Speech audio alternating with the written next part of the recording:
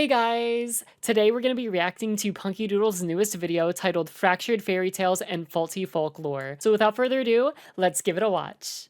There's a serial killer in your town. Unfortunately for them, you are a necromancer, and you are having fun driving that maniac insane. Okay, listen. I need you to do me a favor. So the guy who killed you has actually killed a lot of people in town. Why has no one noticed? I'm glad you asked. It's because every time I bring them back. Oh my god. Now listen, dying had to suck, right?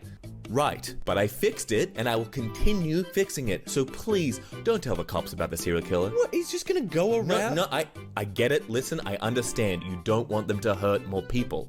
But listen, I will keep fixing it, right? Just listen. Is that really fixing it, though?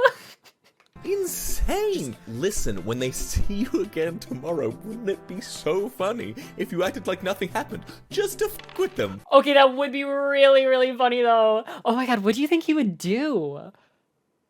Probably kill you, right? He'd be like, oh my god, dude, like, they probably already reported me to the cops. That's why they're, like, smiling and waving. Like, they got away somehow. I don't understand how, but, like, dude, I gotta kill them right now. We gotta, like, get rid of the evidence. Right?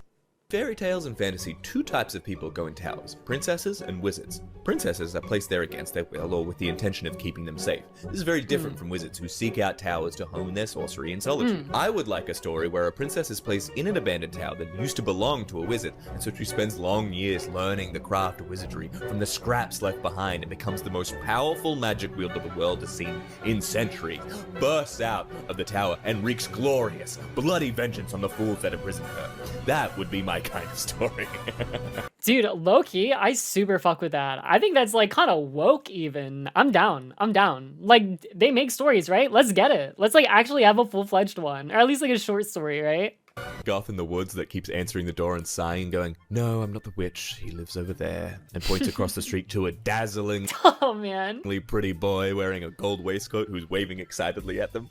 This happens 268 times a month. You have many of the abilities of a Disney I mean, listen, like, a lot of people want to visit him, right? princess. You can talk to animals, people burst into song around you, and it seems every other day a Prince Charming type falls madly in love with you as one of the most feared enforcers in New York. It's tough, but you make it work. How did you know? He squeals on his knees and shaking. Your finger tightens around the trigger. A little birdie told me. A fair maiden knocks on the Goth lady's door and says she's here to find love. The Goth sighs, points across the road and says, "The witch is over there. He doesn't do love potions because consent, but he might be able to make you prettier, although 90% of the time it turns out the spell didn't do anything but make you more confident." Maiden blushes and she Oh wait, that's actually super cute. sheepishly explains that she knows he's the witch. She just talked to him and he sent her over here.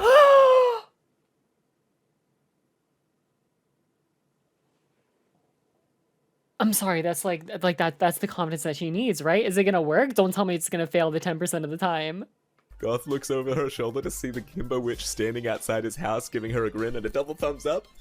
Warlock Oh no! I needed to know how it was gonna end. Like, did she fail the 10% skill check where she still denies her? Oh my god, I have to know. That was so adorable. patron idea. While putting your favorite condiment on a sandwich, you accidentally make a magical occult symbol and summon a demon. You suddenly take out 2 more slices of bread out of the package and make another sandwich. You put it on a plate with a handful of potato chips and hand it over to the demon. Dude, potato chips on sandwiches absolutely deserve to be there. Quick short story. I used to always put them in my sandwiches when I was like really young. Like, we're talking like 1st grade. And whenever I take out my sandwich to eat it at the lunch table, everyone would make fun of me for putting chips in my sandwich. So when everyone went to go buy their lunch, a lunch lady sat down with me right next to me and she said, "You know what? Don't worry about them. Putting chips is actually like my favorite part of the sandwich, and I always do that, and I've done that since I was a kid too." And I will like never forget that lunch lady for like having that heart-to-heart with me. Actually, I'm surprised she even like overheard that, right? Damn, people were just like bullying me relentlessly, like out loud, huh? Damn. I didn't even think about that until literally right now. But anyway, shout outs to her. She was wonderful. Also, if you're still in school, treat your lunch ladies better, okay? They go through hell sometimes, depending, usually, honestly, at least from what I have seen, and the memes that are out there. So like, be nice, okay? They're good people. He takes a sandwich, smiles, and vanishes in a puff of demonic smoke. The next day, you get that job promotion you were after. There was no contract, no word spoken. You owe nothing. Every now and then another demon pops in for lunch. Demons don't often get homemade sandwiches. The character concept. That's an amazing deal. Woman makes deal with demon to have its child in exchange for eternal life assumption. Woman then makes deal with witch and offers her firstborn for, like, riches or something. Woman dumps demon baby on witch, absconds with her Dumb demon baby. winnings, and leaves witch and demon fighting for custody. Oh. Half-demon baby grows up learning magic and visiting hell on weekends and every second Christmas. I think it would be very funny for, like, characters in a fantasy setting to walk into a pub to try to order, and the bartender sighs and goes, "Species in age," while pulling out a massive book holding the drinking age for every type of species capable of purchasing alcohol.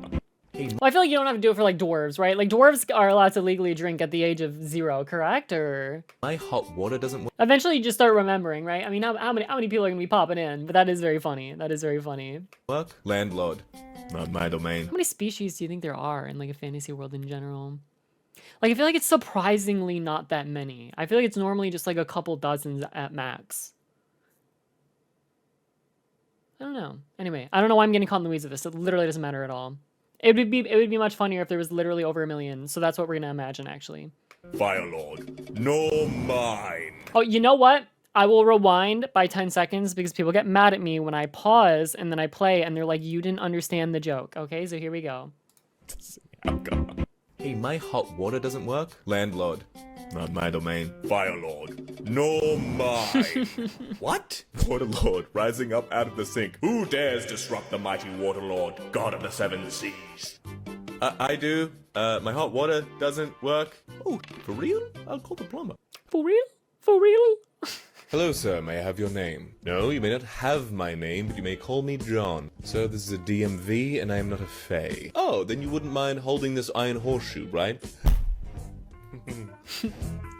I took Elvish in school, and I fucking hated it. The teacher was like 700 years old, and he'd take us on field trips to sit on the banks of a babbling brook and watch the fall of sunlight through the leaves. My friends in Spanish class were like conjugating verbs and shit, and meanwhile I was in an old-growth forest being overcome with awe at the sight of a majestic stag. Like, yeah, Mr. Autumnheart.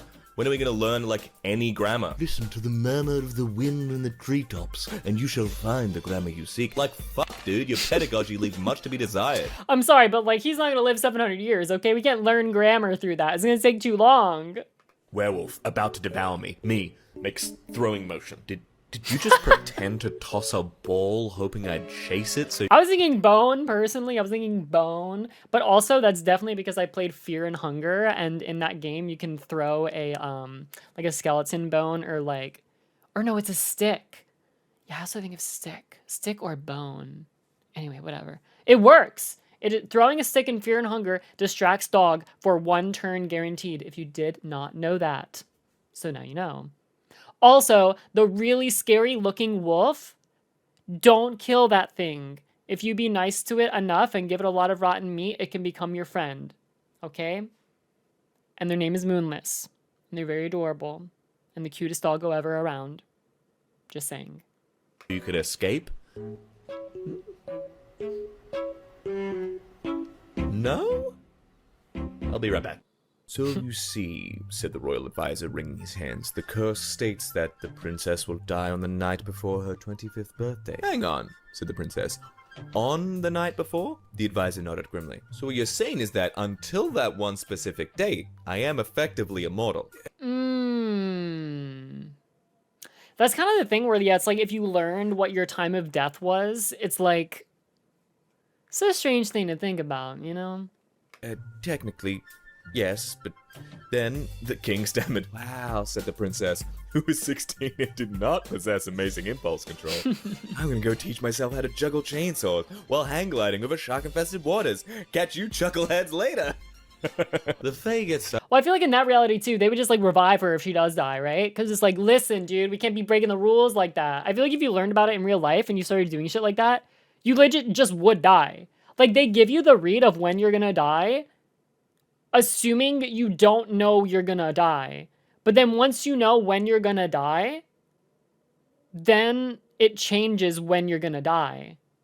Do you see what I'm saying? Does that make sense? such a bad rap. I'm not going to steal your soul. I'm going to purchase it at fair market value. Don't be so dramatic.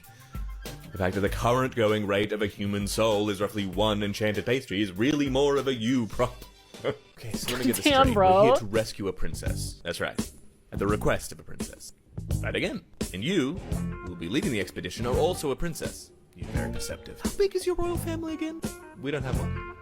But what, We overthrew our monarchy centuries ago, but we keep most of the titles around. The rank of princess is held by the directors in charge of various civil service branches. Aww. Ah. And the princess we're rescuing today is in charge of public sanitation. The Lord of Death's Dominion kidnapped your public sanitation director? I feel, yeah, you're kind of losing value on that. You know, when you have so many princesses doing so many different things, it's like, I mean, damn, is this one even worth saving anymore? We think he's a little confused.